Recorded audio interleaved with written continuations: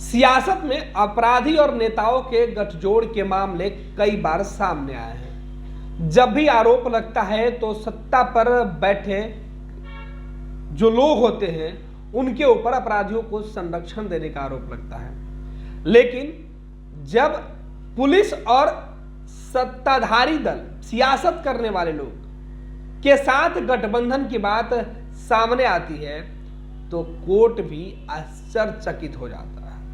आपको बताते हैं कि इसी तरीके से एक मामला सामने आया है जिसमें खादी और खाकी का गठजोड़ किए पूरा जो वारदात है वो है, पूरा मामला हाईकोर्ट पहुंचा है, जिसके बाद कोर्ट ने अपनी नाराजगी जाहिर की है। दरअसल ये काफ़ी पुराना मामला है, एक अपहरण से जुड़ा मामला है और इस अपहरण कांड में जब कोर्ट की फटकार लगती है तो रातों रात पुलिस अपराधी को पकड़ लेती है और इसी बात पर कोर्ट ने हैरानी जताया कि 10 साल तक किसी व्यक्ति की गिरफ्तारी नहीं होती है। वो खुलेआम घूमता है क्योंकि वो राजनीतिक व्यक्ति है और ऐसे में बिना पुलिस के संरक्षण का यह कैसे संभव है। यही वजह है कि अब कोर्ट ने इस पर आपत्ति जताई है और सीधे सख्त लहजों में जो सवाल किया था उसके बाद पुलिस ने एक्शन लिया और रातों रात उस व्यक्ति की गिरफ्तारी हो गई। अब पूरा मामला जो है वो हम आपको बता रहे हैं कि पूरा जो मामला है वो बिहार पुलिस और राजनेताओं का गठजोड़ का है। पटना हाईकोर्ट की सख्त टिप्पणी, 10 साल पुराने मामले में अब तक क्या कुछ हुआ। 10 साल पुराने अपहरण के मामले को लेकर कोर्ट पूरी तरीके से हैरान है। इस बात को लेकर जो नीतीश सरकार के जो पुलिस है वो सवाल के घेरे में अमूमन रहती है। सुशासन की पुलिस पर अमूमन सवाल उठते हैं और खाकी पर हर वक्त दाग लगते हैं। दाग धोने की नाकाम कोशिश भी की जाती है लेकिन हर बार दाग और गहरे हो जाते हैं। इसी तरीके से एक और मामला सिवान से निकल के सामने आया है। यह मामला बिहार में 10 साल पहले दर्ज कराया गया था। अपहरण का एक मामला है जिसमें ना तो अपहरित जिस व्यक्ति का अपहरण हुआ था उसका कोई सुराग ही नहीं मिल पाया और ना ही इस पूरे मामले में जो आरोपी है उसकी गिरफ्तारी हो पाई थी। इस केस का आरोपी एक नेता जो हत्याकांड, हत्या का प्रयास, चोरी और सरकारी फंड का गबन जैसे आधा दर्जन गंभीर मामले का आरोपी है। पुलिस ने अभियुक्त को 10 साल तक गिरफ्तार नहीं किया। नाराज हाईकोर्ट ने जब गुरुवार को जिले के एसपी को तलब किया तो रातों रात अभियुक्त ने सरेंडर कर दिया। नाराज हाईकोर्ट ने कहा कि यह पुलिस और राजनीतिक दलों का गठबंधन है। जब 10 साल तक पुलिस किसी व्यक्ति को नहीं पकड़ पाती है और जब कोर्ट के तरफ से जिले के एसपी को पुलिस कप्तान जो होते हैं उनको तलब किया जाता है, उनसे पूछा जाता है, तो फिर जिस व्यक्ति के ऊपर आरोप है वो कैसे सरेंडर कर देता है। इसी मामले को लेकर जब कोर्ट के सामने यह पूरा मामला आता है तो कोर्ट ने हैरानी जताई है और कोर्ट ने साफ साफ शब्दों में कह दिया है कि ये पुलिस और राजनीतिक लोगों का गठबंधन है और यही वजह है कि ये इस तरीके से कोई व्यक्ति अपराध करके 10 सालों तक गायब रहता है, पुलिस के हाथ में नहीं आता है और अंत में वो सरेंडर कर जाता है। सीवान के मंसूर आलम की याचिका पर सुनवाई करते हुए जस्टिस राजीव रंजन प्रसाद की एकल पीठ ने अपहरण के इस मामले की तहकीकात निगरानी ब्यूरो और आर्थिक अपराध इकाई से कराने का निर्देश भी दिया है।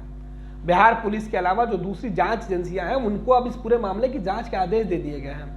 कोर्ट ने कहा है कि दोनों जांच एजेंसियों को केस में पार्टी बनाया जाए और उन्हें सुनवाई की अगली तारीख पर मौजूद रहने को भी कहा जाए।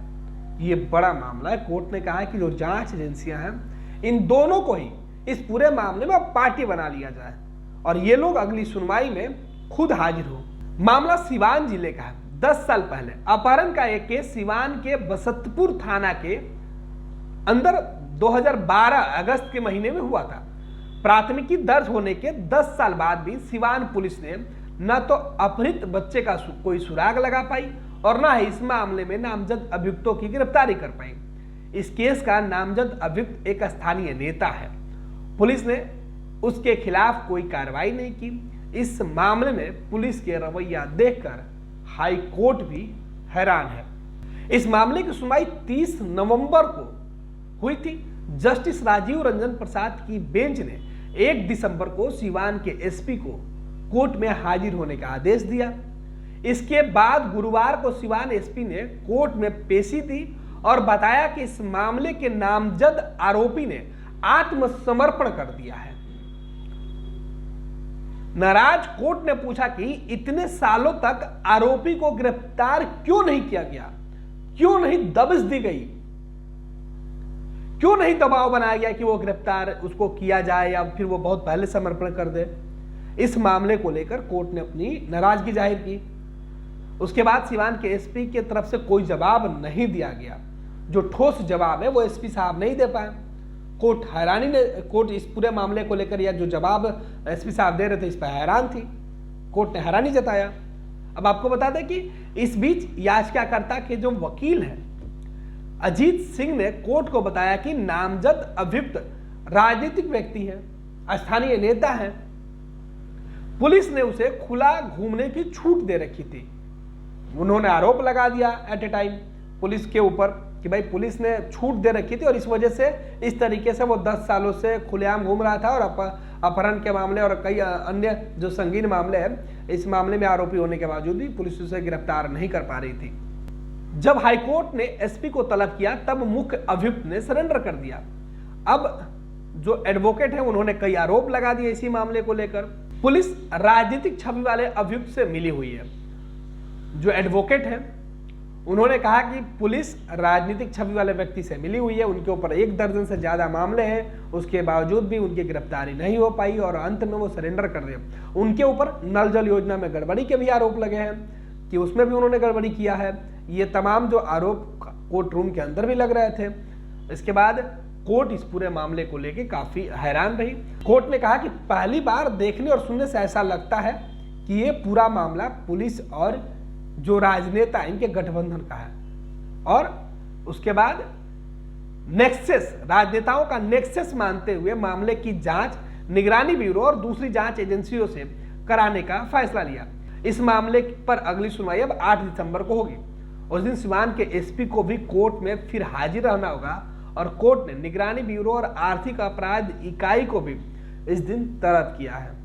यानी इस गठबंधन के बाद जो अपराधी और पुलिस के गठबंधन का मामला हाईकोर्ट के सामने आया, उसके बाद कोर्ट ने जो आपत्ति जाहिर की, कोर्ट ने जो नाराजगी दिखाई, उसके बाद अब अगली तारीख पर जिले के एसपी के साथ जो 2 अन्य जांच एजेंसियों को इस पूरे मामले की तफ्तीश करने के लिए कोर्ट ने आदेश दिया है, उनको भी उस दिन सुनवाई के दौरान उपस्थित रहने का निर्देश दिया है।